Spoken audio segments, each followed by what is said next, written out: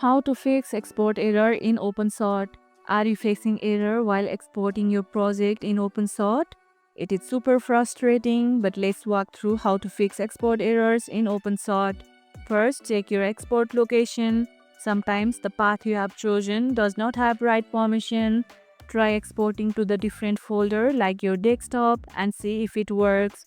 Next, open export settings. Make sure you are not using any uncommon codecs or formats.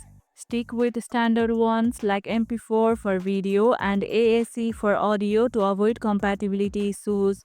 If you have selected a custom resolution or bitrate that's too high for your system, reduce them slightly and try exporting again. Restart Openshot before exporting, especially after a long editing session.